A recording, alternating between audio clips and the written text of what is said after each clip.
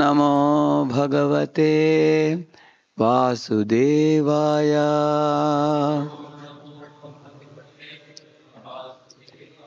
Om Namo Bhagavate Vasudevaya. Om Namo Bhagavate Vasudevaya. Narayana Namaskritya Naram Chaiva Narottamam Devim Saraswatim Vyasam Tato Jayamudiraye Nashtaprayeshva Bhadreshu Nityam Bhagavata Sevaya Bhagavatyuttama Shloke Bhaktir Bhavati Naishtiki Krishnaya Vasudevaya Devaki Nandanaya Cha Nanda Gopakumaraya Govindaya Namo Namaha. Welcome all of you for the Srimad Bhagavatam class this morning. We are reading from the 7th canto, 4th chapter, text number 35.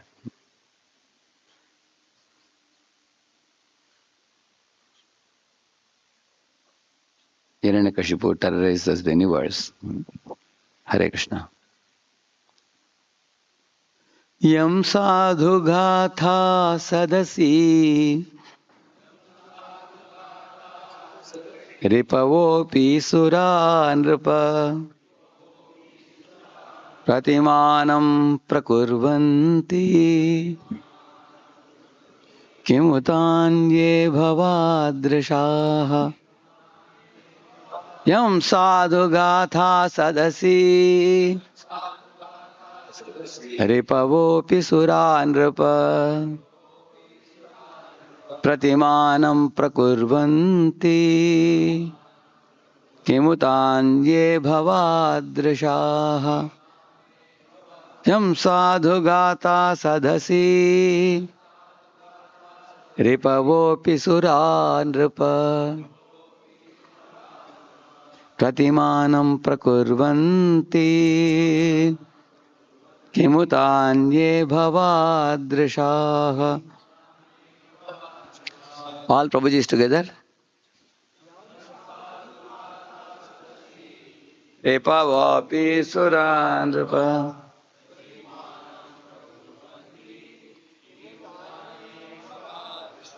All Matajis together. Ta sadasi.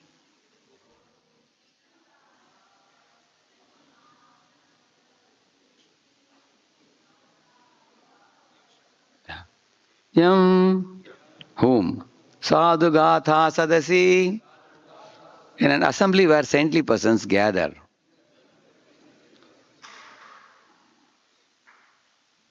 Or exalted characteristics are discussed. Ripavaha, persons who were supposed to have been Prahlada Maharaja's enemies.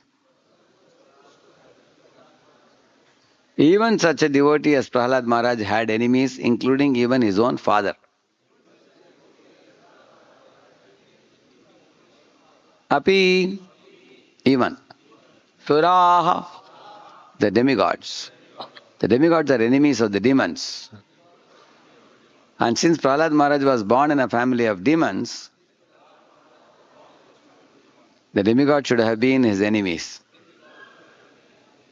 Nripa, O King Yudhishthir, Pratimanam, a substantial example of the best among the devotees. Prakurvanti, they make. Kimuta, what to speak of. Anye, others. Bhavadrishaha, exalted personalities such as yourself. Like that, Narada is telling to Yudhishthira Maharaj. Translation purport by His Divine Grace, Srila Prabhupada ki.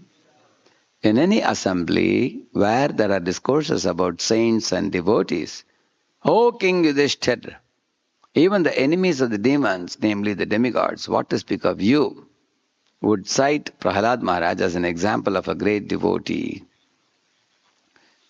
Generally, the demigods may be glorifying pure devotees or pious kings or exalted kings.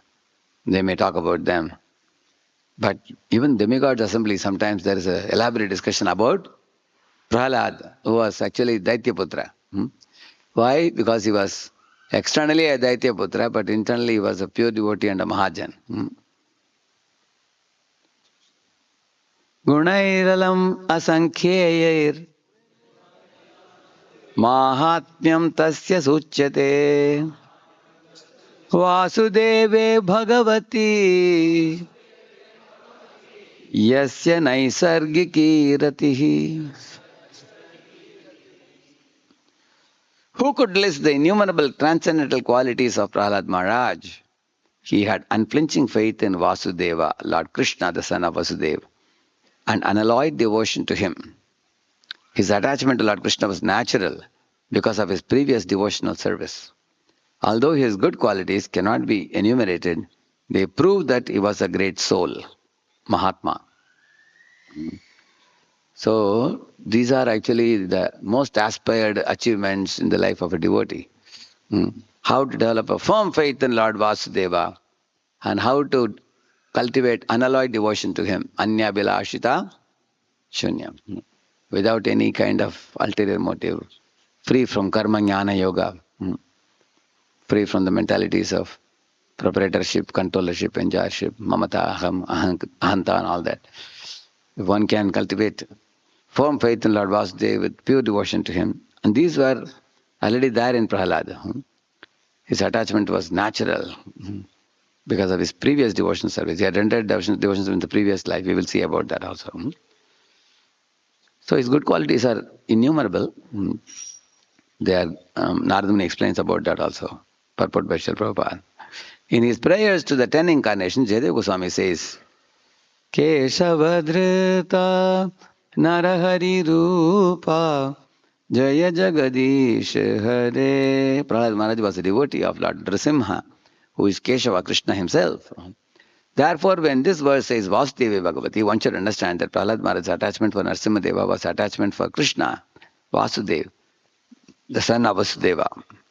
Prahlad Maharaj, therefore, is described as a great Mahatma. As the Lord himself confirms in Bhagavad Gita, Bahunam janmanamante jnanavan mam prapadyate Vasudeva sarvamiti samahatma sudurlabha. After many births and deaths, he who is actually in knowledge surrenders unto me, knowing me to be the cause of all causes and all that is. Such a great soul is very rare. A great devotee of Krishna, the son of Vasudeva, is a great soul very rarely to be found.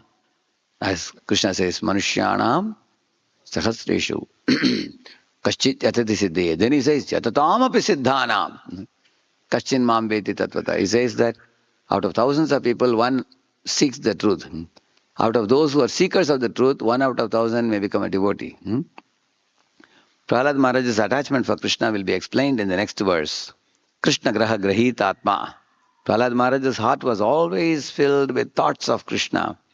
Therefore, Prahlad Maharaj is the ideal devotee in Krishna consciousness.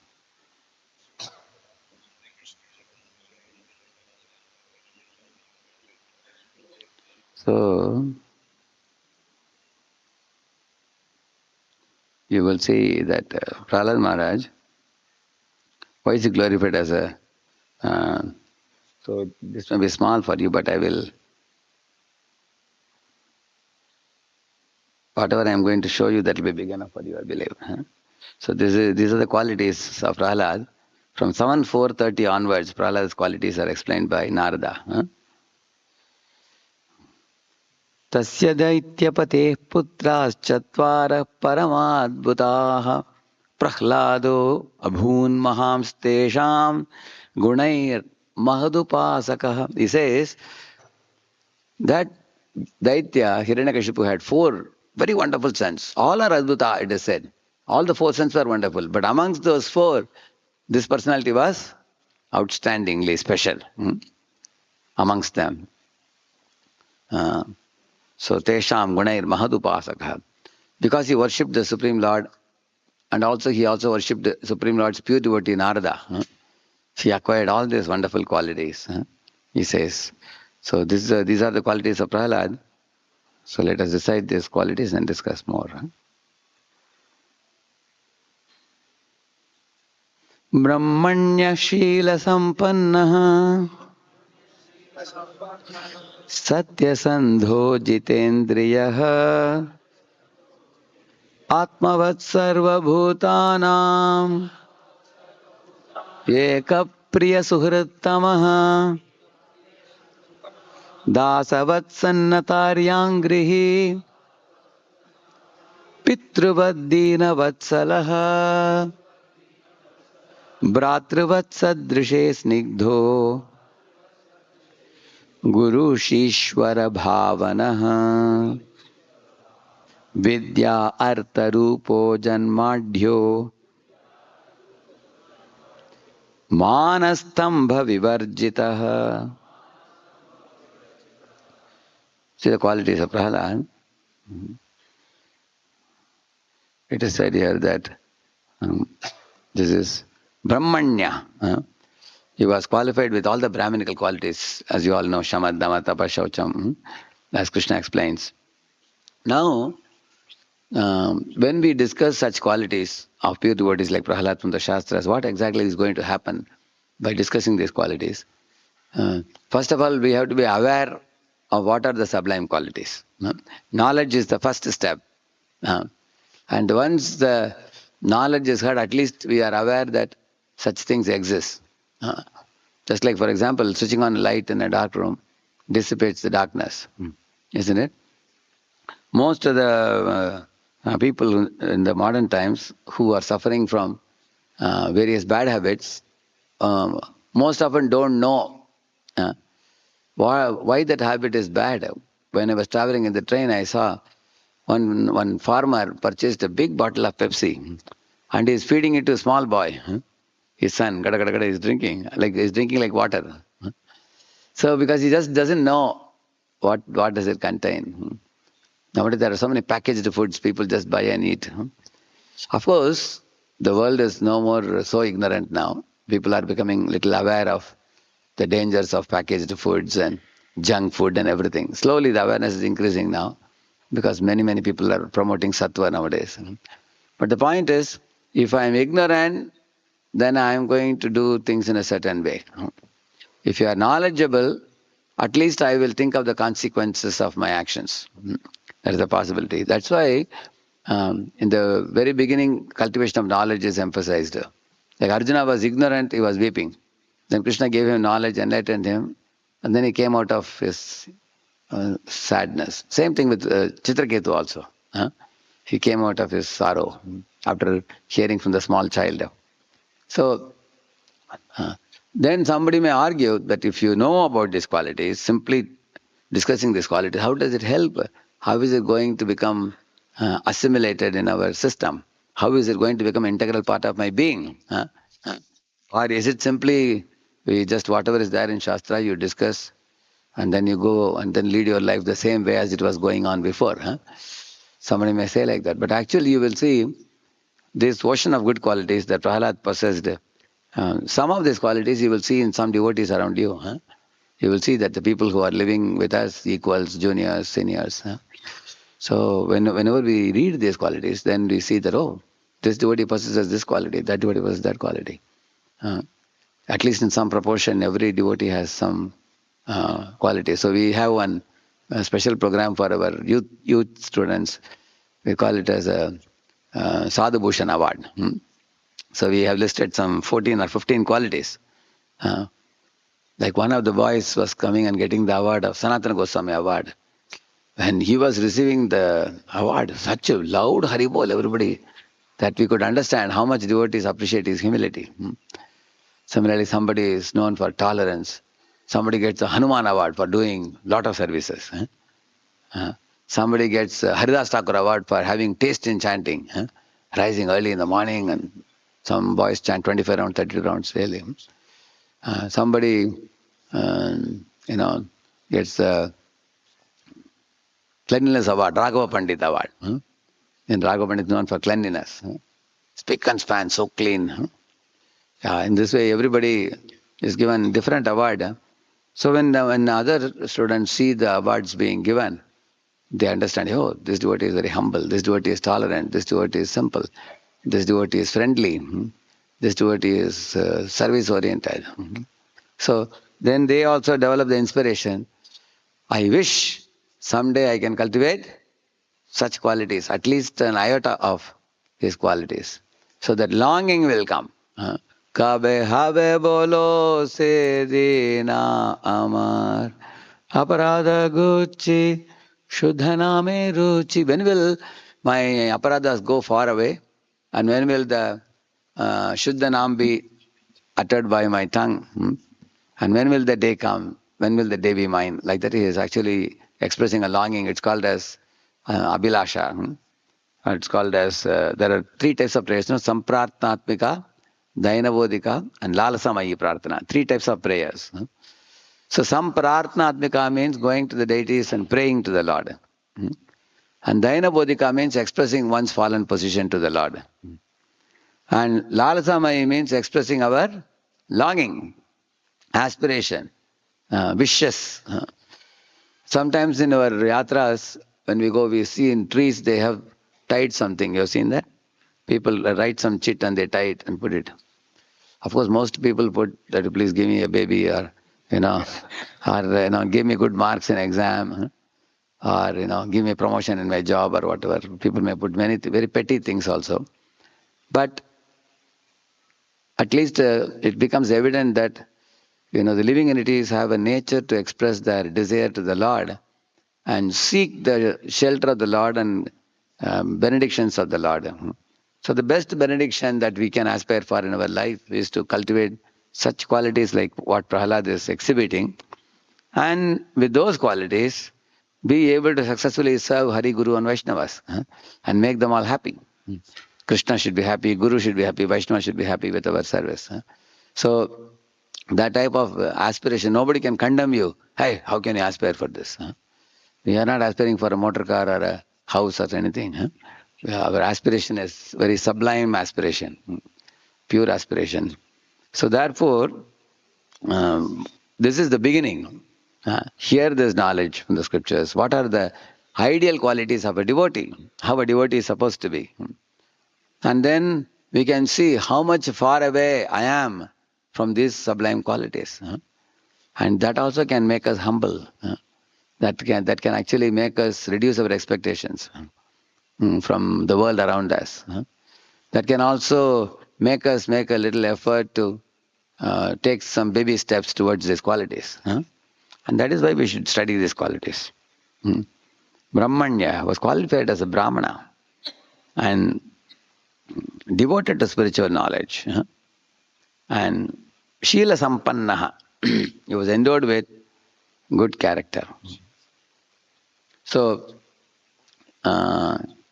Shama means control of the mind, Dhamma means control of the senses, Tapa means performing devotional austerities, Shaucha means cleanliness, Shamo Dhamma Tapa Shaucham, Kshanti.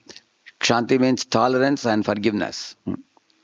Arjavam means religiosity, simplicity, Jnanam Vijnanam Astikyam, cultivating spiritual knowledge and realized knowledge. So Astikyam is the religiosity. So you will find these kind of qualities are cultivated by the Brahmins. They naturally exist in the body of a Brahmin. So Prahlada Maharaj, although was born in a Asuri family, he possessed these qualities. And he was devoted to cultivating spiritual knowledge and distributing spiritual knowledge to everybody. And Shila Sampannaha, the Shila Sampanna means good behavior, good character he possessed. Satya Sandho, determined to understand the absolute truth and true to his promise. He was always truthful in what he spoke and he was determined to understand Krishna. Jitendriya, full control of mind and senses. Atmavat Sarva Bhutanam, like the super soul, he was kind to all beings. And their one dear best friend and well-wisher. See, the Ekapriya Suhritama is the super soul. Atmavat Sarva Bhutanam Ekapriya Suhritama. So the Suhrit, Suhrittara, Suhrit, Tama, superlative. Huh? So superlative means there is nothing beyond that. That's ultimate. Good, better, best. Bad, worse, worst. We say no, that last one is a superlative. So which means Prahlad became one of the best well-wishers. So in that purport, Prabhupada is writing that the living entity can possess the same qualities as Krishna but in minute proportion.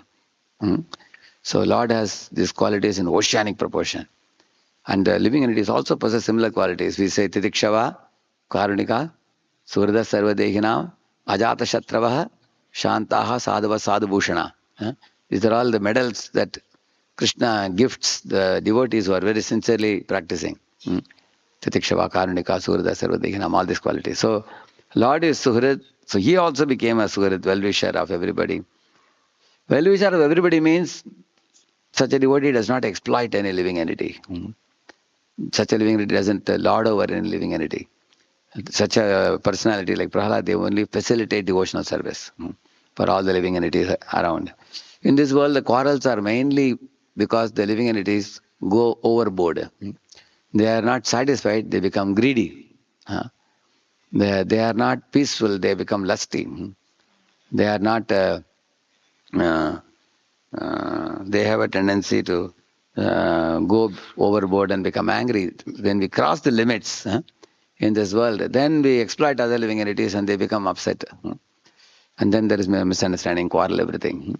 So here, Prahlad Maharaj, he became a great well-wisher of whom?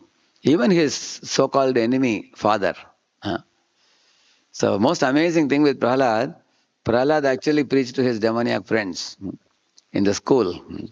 So everybody loved Prahlad for his good qualities. The friends of Prahlad liked him very much and they saw he was different from them in the sense that, they were interested in childish sports, but Prahlad had no interest in childish play.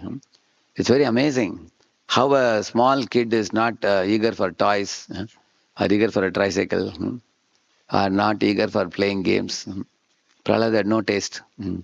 Rather, he was utilizing the free time in chanting the Lord's name, singing the Lord's glories, reciting shlokas, preaching to his friends. So the friends were definitely amazed by seeing Prahlad's behavior and they asked many questions to Prahlad. And Prahlad preached to them. He tells them, what is this life? Out of 100 years, 10 years are gone in bewilderment in the beginning, another 10 years are gone in play, last 20 years are gone in old age and bedridden situation. And in between life, half the life one is sleeping. And most part of the day one goes for job. What time do we have for God? My dear friends, out of 100 years, you may give 5 to 10 years for God. At least that much you give. Don't deny that also. So he very effectively preached to his friends. And he convinced the friends that material goals in this world may be attractive for a while, but they will all be gone. But the spiritual goal is the real goal that every jiva should aspire for. Because it is surprised to see that Prahlada's enthusiasm to preach extended even to his father, who was so demoniac. He went to his father and said, Father, no, give up the home and go to Vrindavan. Who can say that? You can see his enthusiasm. In this way, he didn't fear to speak the truth. He was a fearless preacher, Prahlad. He was reaching out knowledge even to his father. And he boldly spoke the truth. So like the super soul. And then Dasavat Sannataryangra, he is saying, he was surrendered to the feet of the wise personalities like a very menial servant. That means Mahat Seva. He was very eager for serving the Mahatma devotees. And Pitruvat Deenavat Salaha. All the citizens saw him like a father. So once my spiritual master was speaking on these qualities. So he was asking a question. How can a 5-year-old boy be a father for a 60 or 70-year-old citizen? He asked the question. And everybody was confused. How is it possible? Imagine somebody like 60, 70-year-old man will be considered like a grandfather for Prahlad, correct, no? Isn't it? But they considered Prahlad like a father. How? Such was his spiritual maturity. If Prahlad is so spiritually mature that he was a well-wisher of all living entities, So in age he was small, but in spiritual maturity he was fatherly. He could be fatherly for even very old people also, all the citizens also. In fact, in the path of spiritual life, spirit has no age. Prabhupada writes in one of the purports, if you go to Vaikuntha Loka, all the Vishnu Dutas will look alike. You will not know who is old, who is young. Everybody will look alike in age. So Atma is always fresh. So in that sense, Prahlad was always ever fresh in bhakti. And he appeared like a very mature saint. So people could take shelter of him. Pitruvat Deenavatsalaha. Bhratruvat Sadrishe Snigdo. He was affectionate to equals like a brother. He was friendly with his schoolmates. And therefore they were very eager to hear from him. So they asked Prahlad, Prahlad, you are a prince. How is it that you possess so much knowledge? We believe that your father and mother might have never allowed you to put your foot outside the palace. Everything that you wish to eat, whatever toys you want to play, whatever dress you wish to wear, everything must have been provided by your parents. Within the four walls of the palace, you have thousands of servants. Then where did you go? From whom did you learn this knowledge? We are very curious, they said. So then Prahlad said, when I was in the womb of my mother, that great soul, Narada, Mahatma devotee, he spoke this Bhagavata Dharma to my mother and me. So by hearing that knowledge, my attraction for Krishna became awakened. So he tells them the truth because they were all simple boys. They were friends of Prahlad and they were also eager to learn Bhagavad Dharma. They also developed aspiration to become pure devotees. So he told them the truth. But later the Chandamaraka asked, Prahlad, who is teaching you all these things? We never taught you. We taught you economics, we taught you politics, civics, sociology, all those things we taught you. We taught you how to distinguish between friends and enemies, and how to quarrel, how to destroy the demigods, all that we taught you. And then instead of telling that to your father, you are speaking something else, Bhagavata Dharma. Who taught you this? To them, Prahlad said, just like iron filings are attracted to a magnet, somehow or other, from my birth only, my mind is automatically attracted to Lord Vishnu. Naisargiki, very naturally. What can I do? I don't know. He said. He said, I am Krishna Graha Grahit Atma. He was attracted to the Krishna Graha, to the planet of the Lord, Supreme Lord Krishna. So he didn't tell them about Narada. Such was Prahlada's intelligence. Because if he told Chandamarka about Narada, immediately Chandamarka will give a report to Hiranyakashipu.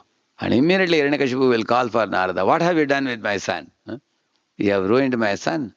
I expected him to become a Maha-asura, like me. And then you have made him Maha-Bhagavata, devotee. Great damage is done to my son and he'll put Narada behind the bars. So Prahlad knew that. So Prahlad did not reveal the truth to Chandamaraka or Hiranyakashipu.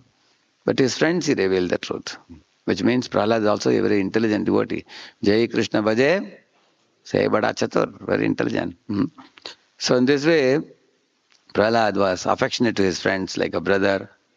Gurushu, Ishvara Bhavanaha. He respected Narada and great devotees as good as Supreme Personality of Godhead. See them, he saw them as good as the Lord. Like you say, Sakshat, Haritveda, Samasta Shastra. If somebody is gifting us Krishna, they should be seen as good as the Lord. So like that he saw them with great respect.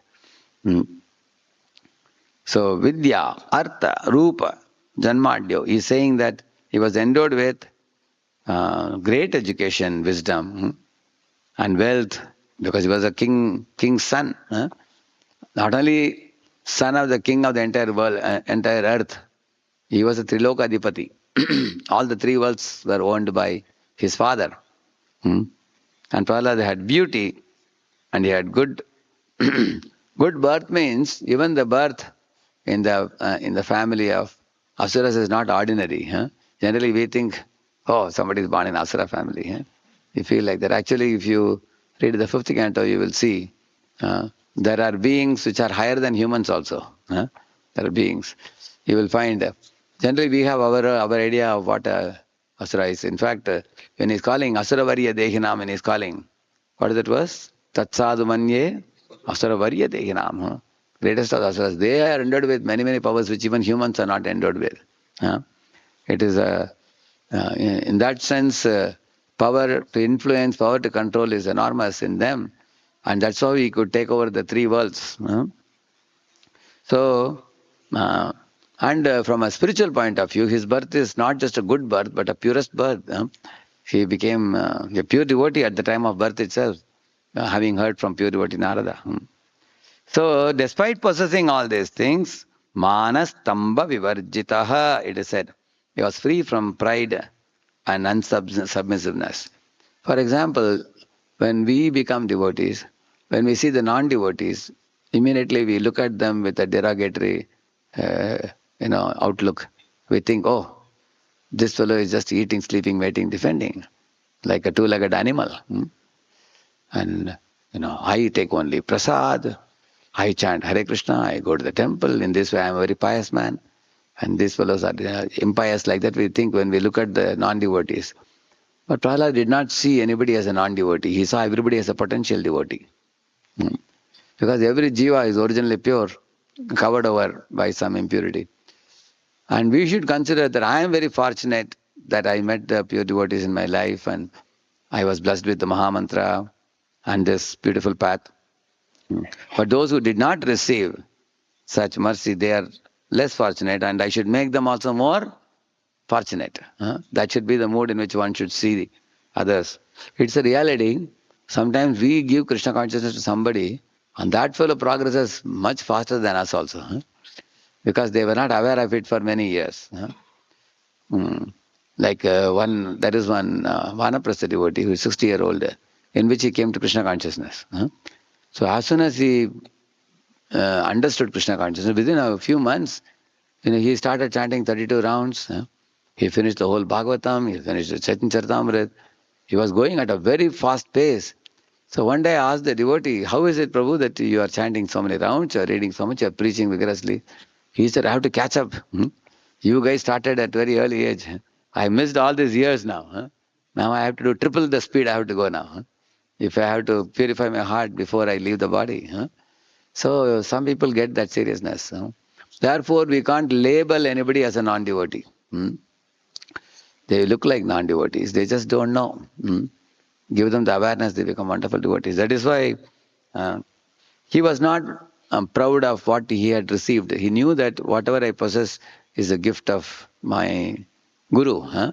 Narada actually enlightened me. Otherwise, I would have walked the path of the Asuras. Any other demon, I would have become a typical demon. But Narada gave me this knowledge and saved me. That he says that later on also. Evam janam nipatitam prabhavahi kupe kama bikama manuya prapatan prasangat kritvatmasat sura rishina bhagavan grihita soham katam na visrujet abhabritya sevam. In that verse he says, oh my dear Lord, I was fallen into a pit of snakes and scorpions, and I was leading a life, a degraded life. And Narada came in my life, and he picked me up from that pit and purified me by giving the holy name and holy katha of the Lord and everything. And he made me just like himself. Karitvatmasat surarishina bhagavan grihita. He is a Vaishnava, he made me also a Vaishnava. Although I was born in a demoniac clan. And the one who has saved me, how I can forget him and I be asking for some material benefits from you? I don't want anything other than service to him. He said, that's why we also say, Chakudan dilo jai, janme janme Prabhu sai. So, not only I will serve, Guru only one lifetime, I'll serve life after life. That is the consciousness Prahlada also had. So he was free from pride. He understood that even if we get some priceless jewel like realizations, one should know that these are awakened by Krishna, are awakened by the blessing of Guru. Just like, for example, if you have a harmonium, somebody plays very sweet notes. Which one do you appreciate, the harmonium or the player? Or somebody takes a mridangam, he plays very beautifully. So you appreciate the mridangam or you appreciate the player? Huh? Whom do you appreciate? Player. Because if somebody else takes the same mridangam, dum kodum dum dum kodum dum, you'll be playing, correct? No? They do not know the steps properly. Somebody knows the steps. You appreciate the player. Similarly, we are only an instrument. And the Guru, in our begging bowl, he puts some grace. By that grace, we may get some realization, some understanding, some fixity, determination. So, therefore, he was never proud. Not only he was not proud while dealing with other devotees, but even while dealing with non-devotees, like his own father, he was like a die-hard atheist. He was a enemy of Vishnu, his father. But even when he went and met his father, he offered obeisances. You will see that. Offered obeisances to his father, and father would pick him up and smell his head and keep him on his lap. But then his father would see he's speaking some Vaishnava philosophy. He would immediately throw him down like this. You see here. Immediately, he can't tolerate. The same child whom he cherished as my son. As soon as he saw that he is speaking something, he asked his son, what is the best knowledge you got till now? So Prahlad quoted the Navavida Bhakti. Immediately his father threw him down. But even though his father was aggressive and harsh in behavior, Prahlada's respect for him never diminished. Repeatedly, every time he went to his father, he was respectful. So this is one lesson we can learn. Vidya, Artha, Rupa, Janmadyo, Manastamba Vivarjitaha. Such amazing qualities. And then while dealing with his difficulties that father put him in, how did he behave? It's mentioned here. No dvigna chitto vyasaneshu nisprihaha Sruteshu drishteshu guneshu avastudrik Dhantendriya prana sharira disada Prashanta kamo rahita suro suraha. See, na udvigna chitta vyasaneshu. Generally, when we are put into some danger, immediately we become afflicted by depression or by depression, sadness, worry, anxiety, fear. These things come. Or if somebody is the cause of, agitating us, say somebody misbehaved with you by yelling at you or cheating you or anything, then immediately our whole mind is consumed by revengeful thoughts towards them. Thoughts of revenge, thoughts of anger, thought of retaliation. Even in their absence, we react within our mind. We can see that. That means in dangers, we fear. In somebody's unpleasant dealings with us, we wish to take a revenge. So the tendency of a conditioned soul is that the mind gets consumed by these type of thoughts. So many people ask how I can study for the exam without worrying about the result. And that's what Krishna is teaching. How can one focus on one's work in hand without bothering about the results? There has to be some shelter you experience by which you will be able to do that successfully. And that is Prahlada.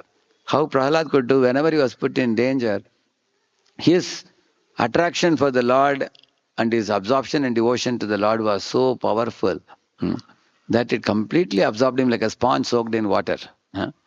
So remembering Krishna's qualities, Krishna's name, Krishna's pastimes, and Krishna's kindness, Krishna's protection. So his mind became so absorbed in that when he went to the school, he didn't tell his friends how his father tortured him.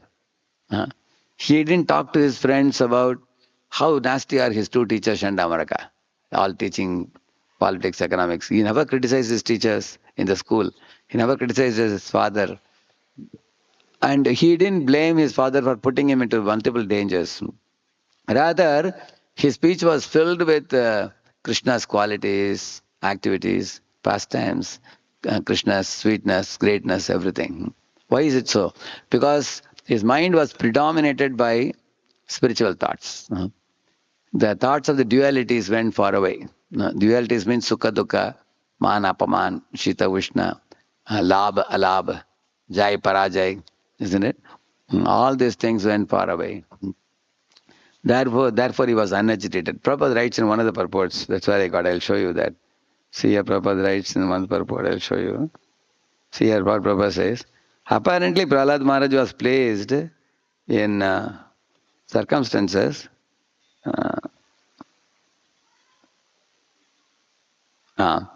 in which he was always tortured by his father. In such material conditions, one cannot have undisturbed mind. Like that he says, that's what I told you now. When we are put in a very bad material condition, we cannot have an undisturbed mind. But since bhakti is unconditional, ahitika pratyata, Prahlad never was disturbed by the chastisements of Hiranyakashipu. On the contrary, the bodily symptoms of his ecstatic love for the Supreme Personality of Godhead turned the minds of his friends, who had also been born in atheistic families. In fact, he transformed their minds positively. Whose minds? Friends' minds. Instead of being disturbed by the torments of his father, Prahlad influenced his friends and cleansed their minds. Instead of, we'll repeat the statement, instead of being disturbed by the torments of his father, Prahlad influenced these friends and cleansed their minds. This reminds me, one student, he went to one ISKCON temple. One Maharaja had come. He was sitting in the second or third row in the class, and he was sleeping, dozing in the class. And the Maharaj noticed, hey, get up, he said. Stand in the side. Don't sleep in the class, he said. So he stood in the side. And it was the beginning of the class itself. So later on, this boy wrote a mail to me saying that, Prabhu, that whole class I was thinking, why this Maharaj publicly humiliated me? All people have come to know that I slept. And that was the only thought. I asked, okay, tell me some good points from Maharaj's class. He said, I couldn't hear anything after that. My ears became deaf. Because, I was thinking what the other boys will think about me, and why this Swami, I don't even know who he is, and, he has corrected me. So then I told him, see, he wanted you to hear the Bhagavatam, therefore he told you to stand. Because if you stand, you cannot sleep. Of course, some people can stand and sleep also. Generally, if you stand, you should not lean on the pillar. If you don't lean on the pillar, it's a little difficult to sleep standing. So he told you to stand so that you can hear the class. Why did you become completely absorbed in his chastisement? He is a good soul, he is a liberated soul. He is trying to do good for you only, so that you can hear. Otherwise, you would have slept through the class, you would not have heard anything. But he was saying, oh no, Prabhu, I just couldn't hear at all. So this is the example of how in a conditioned state, our mind becomes absorbed in dualities. So Prahlad, we can worship Prahlad's lotus feet that give us the inner spiritual strength by which, as Prabhupada says here, we will be able to influence other people in the world positively and cleanse their minds by our preaching. And we ourselves don't become stupid in ignorance, absorbed by dualities of, oh, he said this and they said that and they don't understand and I'm not going to leave. And, raise the revengeful thoughts or, or fear or anxiety or depression. So these things actually take our mind away. So that's what he's saying. Nodvigna chitto vyasaneshu nisprahaha. Nisprahaha, not desirous of hearing or seeing sense objects. So Sripad Ramanujacharya, when he talks about the austerities, there is a Deva Dvija Guru Pragyam Pujanam Shauchamarjavam. And then what is the second line? Brahmacharyam Ahimsacha Shariram Tapauchate. So in that Brahmacharya, Sripad Ramacharya translates it as not desiring to see the opposite sex, with a desire to enjoy. So like that Brahmacharya he defines. Brahmacharya actually means, we generally think Brahmacharya means he's wearing saffron dress, he's a shaven head. We have our own idea what a Brahmacharya is. Brahmacharya actually means giving up the enjoying mentality. Kaya vacha manasa sarvavasam sarvada sarvatra maituna tyago brahmacharyam prachakshase. That's a definition. But here he says brahmacharya means one should give up bura nazar. Bad eye. You all know what is bura nazar, isn't it? Looking with a desire to exploit and enjoy in an improper, illegal way. So here also he says that not desirous of hearing or seeing sense objects. Nisprihaha. Like we can see, there is a tendency to watch videos, watch TV, watch movie, or play some games, or hear some songs. And many times we look for some entertainment. Prahlada's entertainment was devotional service. We had no other desire. Nispraha, he says. Suteshu, Drishteshu, Guneshu. And he was not performing any kind of karma kanda activities to go to heaven or achieve some better material situation. Avastudrik. He saw all those things to be avastu, not vastava vastu. Vasudeva is vastava vastu. Where it comes? Dharma projita kaitavatra paramo nirmatsaranam satam vedyam vastavamatra vastu shivadam tapatrayon moolanam. There it says vedyam vastavam astu vastu. He says vedyam vastavam. He says vastava vastu means real reality, permanent reality, everlasting reality. In this world, we all are posted as leader, and then we are removed from leadership. Somebody, like now, the elections will come. Somebody became MLA, and then some other MLA may come. Somebody was a MP, some other MP will come. CM, MLA, MP, PM, they all change in this world. They become leaders, stay for a while, and they go. Whereas Vasudeva is a permanent leader. From Anadikal he is the leader. From Anantakal he will be the leader. For all time to come. Imperishable, everlasting leader. So that is why he understood Lord Vasudeva is substantial. I saw Prahlada Maharaj says later on in the prayers, my dear Lord, I saw my father would twist his eyebrows and control the demigods. And demigods would tremble in front of him. And all the three lokas trembled out of fear of Hiranyakashipu. And you picked him up, put him on your lap and tore him to pieces. Therefore I surrender to you, he said. Because you are a million times more mighty than my father, because you are the Supreme Lord. So in this way, Prahlad, while preaching to his father, said, my dear father, don't be so angry. Don't be so uncontrolled in your senses. Wait a minute, just listen to what I say. You are asking me, where am I getting the strength from? My strength, your strength, and Brahma's strength, and the strength of all the living entities originally comes from Lord Vishnu. It's the source of all strength. So better you surrender to Lord Vishnu rather than trying to fight against that personality. Like that he preached to his father. So he never aspired for anything mundane or short-lived things. And then he says, Dantendriya prana sharira dhi sada. Always controlled his senses, life, air, body and intelligence. That means he was sober. He was not wasting his time in frivolous activities. Prabhupada says frivolous sports, he says. So in modern times, the frivolity is increased to a very great degree ever since, we got the smartphone, we got the TV, we got the retreat, the resorts, and many other SL World and Disney World and all these things. And also so many cartoons children watch in TV, He-Man, Spider-Man, Batman, Foolish Man, Whatever Man. All these things are imaginative characters.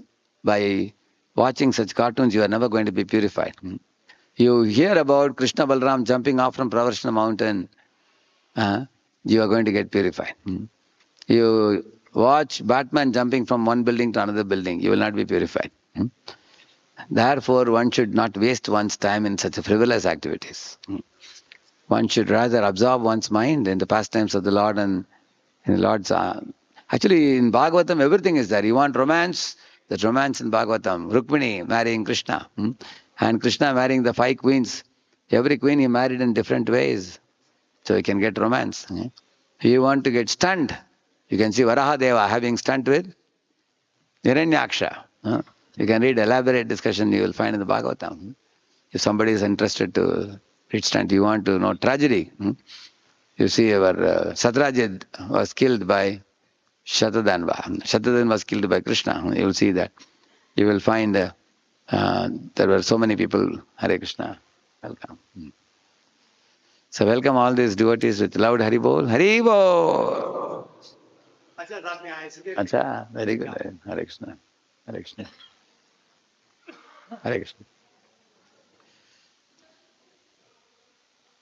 दर्शन लेकर बालाजी में लेके जाना है. So, है वो दर्शन ले सकते हैं. दर्शन कर लीजिए आप. So, what was he saying? Huh? Yeah. You have stunt in the Bhagavatam, you have romance in the Bhagavatam, you have tragedy, you have comedy also in Bhagavatam. Where is comedy? Like you see, when Krishna came to know that Satyajit died, Satyajit is whose father? Satyabhama's father. And Krishna knows every queen's mindset. He knows. And Satyabhama, after her father died, she kept the body in scented oils so that the body will not get rotten. Because people asked her, should you go for burning the body? She said, no. My husband is out of station. He has to come and see. He'll be very worried that my father has passed away. Actually, naturally any woman will want emotional support from her husband when her father has passed away, isn't it? So she was completely shattered by Satyajit's passing away, and that too in an ignoble way, like by murder. So she was very much saddened in the heart. And when Krishna was traveling out of station, he got the news and he prepared himself in his mind. So as soon as he arrived in front of her father's body, he cried so loudly. And everybody could hear the crying, and Satyabhama herself was moved by his crying. So much that she had to pacify him. Okay, it's all right, don't cry so much. So Krishna is very smart. He knows how to satisfy everybody. Similarly, when Krishna goes to kill Bhaumasura was born from Bhumi Devi, and Bhumi Devi is an expansion of Satyabhama. So he knew very well, if I kill Bhaumasura, surely Satyabhama will be upset with me. How did you do that? How can you kill your own son who came from Bhudevi? So Satyabhama will protest. So he asked Satyabhama, I am going to heavenly planet, would you like to accompany me? She said, why not? Going for outing is always a nice experience. Let's go. So he took the Garuda. So Krishna kept Satyabhama with him, and they both went. But he said, before going to heavenly planets, I have another program on the way. Where is it? It is Pragjyotishpur. That's a place where Bhaumasura was ruling with a huge palace. That fellow had electrified the palace with all the electric wires, barbed wires and everything. There was a moat also, where all the man-eating crocodiles were there. If somebody has to cross the river, they would be eaten by the crocodiles. And also Murad demon was guiding all the walls and everything. So Krishna didn't have to go through the moat or the lake, river around this thing. He flew directly. So he told Satyabhama, see this fellow, what he has done, he has captured 16,000 princesses and put them in the jail and kept them under lock and key.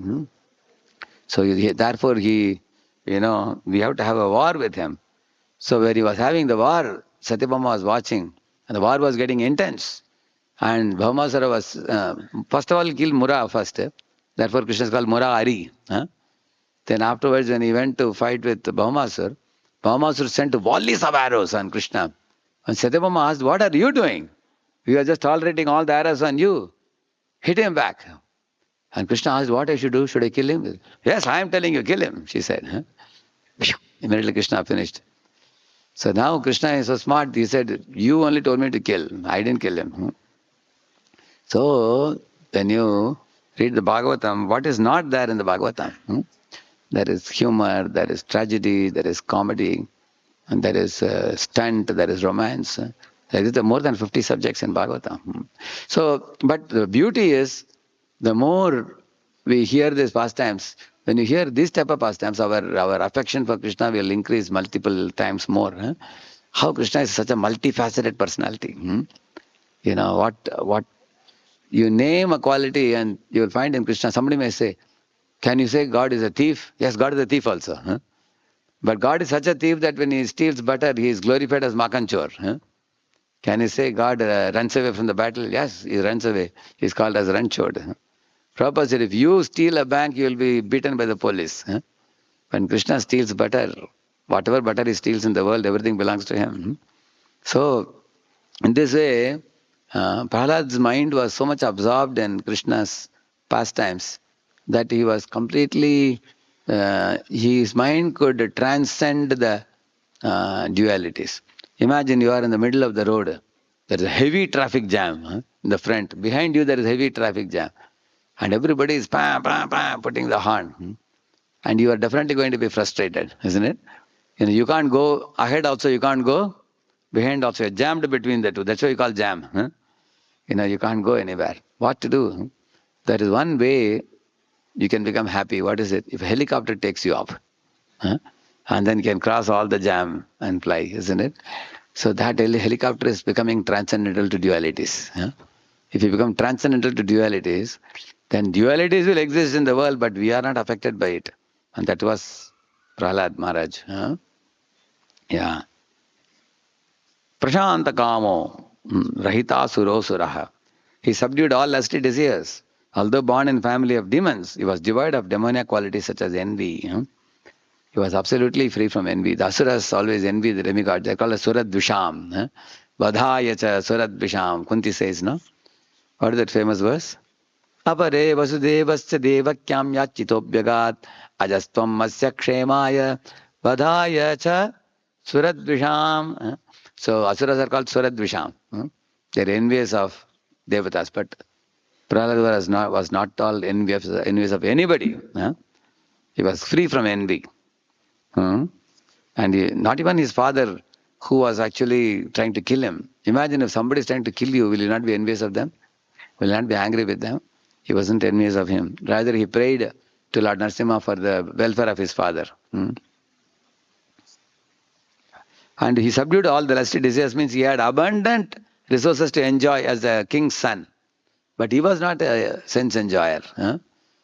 He was completely absorbed in devotional service. So, nodvigna chitto vyasaneshu nispraha. So, nodvigna chitto vyasaneshu is shown here. He is unagitated. Yeah, his father put him in a cage of hungry snakes and put him below the foot of elephant. You see here? It is mentioned in one of the verses that Prahlada's body was very tender. He was a small 5-year-old child. But they were hurting him with spears, piercing him. As you see him, they put him in a cave and piercing him. And they hurled him down a cliff. In all the situations, Prahlada understood, if Lord wants me to die, I will die. If Lord wants me to live, no one can harm me. He was fully HareKrishna, HareKrishna, HareKrishna. With that faith in the Lord, he continued chanting.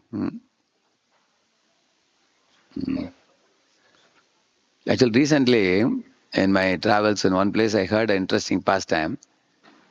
Vibhishan was on Ram's side, you all know that. When the war was happening, there was one young man on Ravana's side fighting against Ram. And Ram was surprised that this fellow was so strong and he was defeating the army of Ram very powerfully. He was a young boy. And then Ram is sending many, many arrows, but nothing is touching that fellow. And Ram was surprised, who is that? And then he saw that from his mouth something is, he's constantly uttering something. And then Ram found out that he's uttering Ram's name only.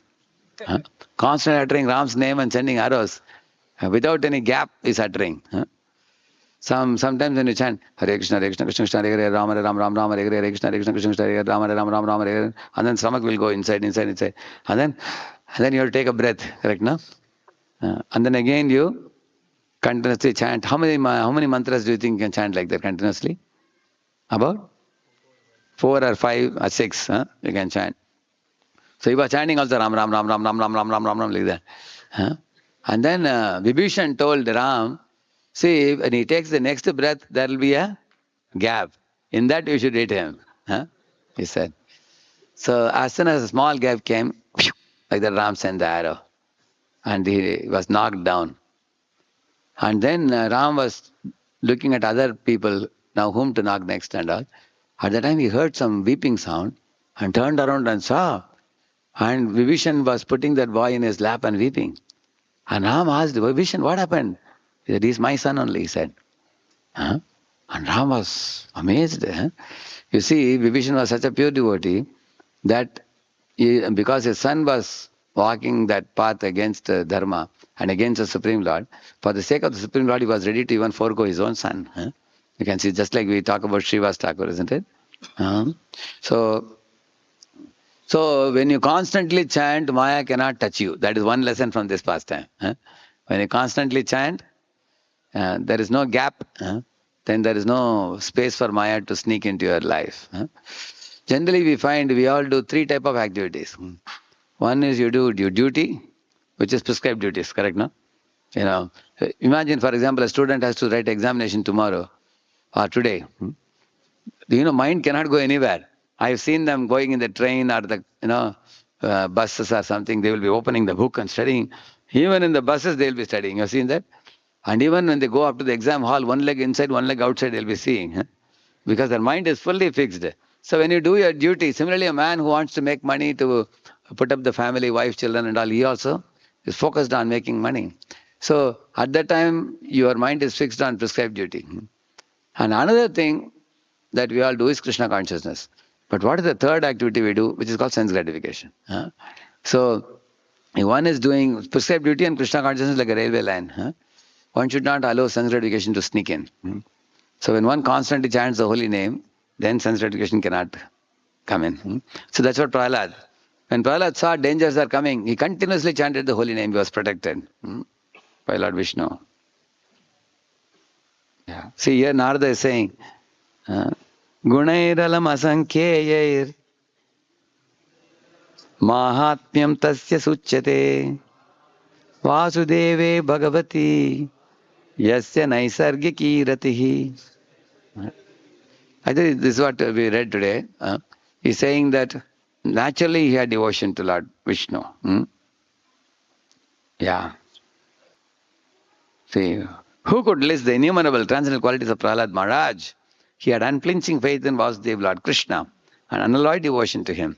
His attachment to Lord Krishna was natural because of his previous devotional service. So what is his previous devotional service? Who was Prahlada Maharaj in the previous life? I found out. See, this is His Holiness Bhaktichar Maharaj speaks this. And there is another very beautiful incident in this respect which is mentioned in Hari Bhakti Vilas. He says that how Prahlada Maharaj became such a... So it has been described that there is his previous life. Prahlada Maharaj one day went out on a picnic with his girlfriend. They went to a palace. They went to a place. They found a ruin, like a mandapam. They cleaned the ruin and they wanted to have the picnic.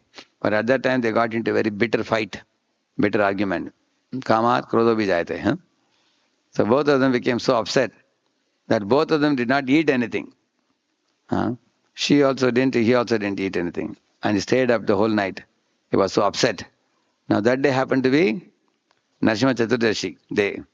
Yeah, that particular. And then that ruin he cleansed was actually an old temple of Narasimha Deva. By the divine arrangement, he just happened to be in the ruin of an old temple. And he fasted that day. So two things happened. He did fasting and he also did service. Bhagavad Kainkaryam. He did. So that he received the so much mercy of Narasimha Dev that next life he was born as a devotee. So Maharaj said this in 2008, one of his lectures. And another one, article here by Mahavishnu Das, Brihan Narasimha Purana. It says that Prahlada Maharaj had to know from Narasimha Dev how he had... He is asking Narasimha Dev directly, how I became your devotee, tell me. Narasimha Dev replying, in ancient times there lived a Brahmana named Vasu Sharma in the city of Avanti. Avanti is where in Ujjain, near Ujjain I think, is it? Who was well versed in the Vedas. His good wife Sushila was famous throughout the three worlds for her virtuous conduct and ideal devotion to her husband. So Vasu Sharma, he fathered 5 sons in Sushila's womb. First 4 sons were learned persons of good conduct and devoted to their father. But you, the youngest son, became attracted to a prostitute and lost your character, he says. You were then known as Vasudev. Your virtuous conduct was destroyed in the company of that prostitute. Due to quarrel with the prostitute on the Narasimha Chaturdashi Tithi, both of you stayed awake throughout the night and unknowingly observed a fast. Therefore, both of you obtained the fruits of observing Narasimha Chaturdashi Vrata. That prostitute became an apsara and a devotee in the heavenly planets. And then as the son of Hiranyakashipu, you also took birth as my dear devotee, as he is saying. So this is the previous. So he has some record of Bhakti Sukriti from the previous life. One amazing thing in the Bhagavatam, Narada was a Gandharva and a playboy, called Upabarhana, and he got some curse of from Devatas and became a Dasiputra. And then the Dasiputra met Bhaktivedantas and went on to become whom? Narada, yeah. See, he was a Gandharva. Is Gandharva better or Narada better? Narada is a Deva Rishi. He is a demigod at the same time, a Rishi, and he is also Shuddha Bhakt, pure devotee also. So earlier he was a Gandharva, but from Gandharva position he fell to a Dasiputra and then he went to become a pure devotee. Similarly here also Prahlada, although apparently there was some bad connection in the past, but he did Bhagavad Kankaryam service to the Lord and also fasted. And then now he got... And there is also one more pastime which I have not written here. I don't know where is that notes, but I have a notes on how Hiranyakashipu became... Hiranyakashipu before giving the seed to Kayadu, that's a long pastime also. In the outside, behind his palace, by Lord Vishnu's order, a bird arrived there and was continuously calling, Vishnu, Vishnu, Vishnu, Vishnu, Vishnu, like that, making sounds. Because I think Lord tells Narada, and Narada tells that bird, I think. And then the bird went and sat and continuously was chanting Vishnu's name. And Hiranyakashipu is a hater of Vishnu, isn't it? So he became very angry with the bird. He went to drive away the bird. And the bird was flying from one tree to another tree. Again he'll say Vishnu, Vishnu, Vishnu, multiple times. So then finally he drove it away. And when he entered the palace, he was telling his wife, Vishnu, Vishnu, Vishnu, just see this fellow. Neither he said. And then he gave the seed to his wife. So Prahlada was born. That's Garbhadan. Happened. That is also another pastime.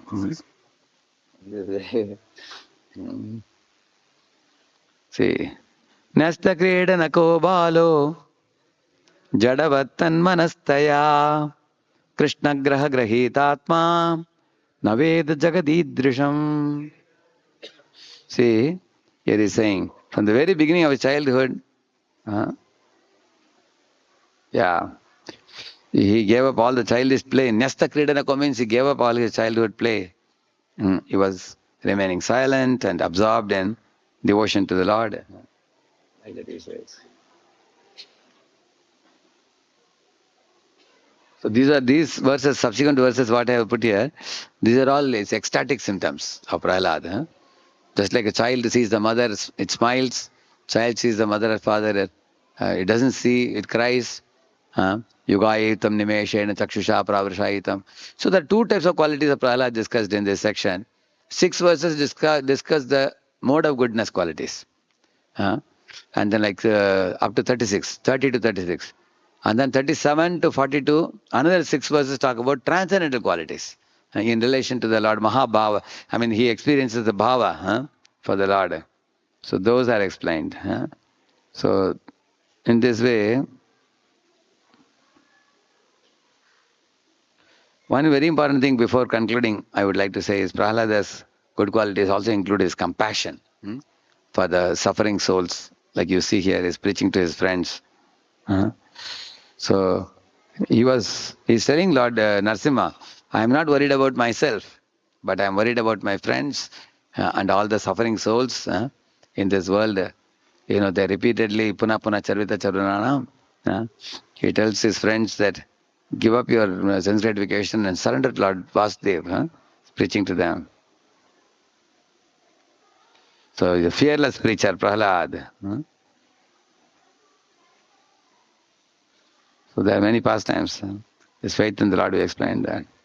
So in this way, Lord Narasimha came out of the pillar to bless Prahlada, accept his devotion. So the angry Lord became smiling Lord by touch of Prahlada's head. Lord became smiling Narasimha.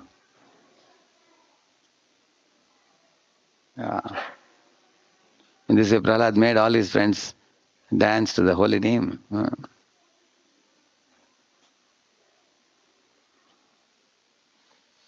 At last, Prahlad offers prayer on the order of Brahma to Lord Narasimha and pleases the Lord.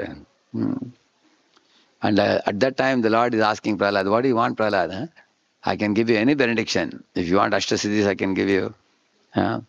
Whatever you ask, I'll give you. And he says, I'm not a businessman, my dear Lord. Am I doing devotion to you so that I can get something in return? You are giving me a chance to love and serve you. That's all I want. So Lord became even more touched by Prahlada's such prayer.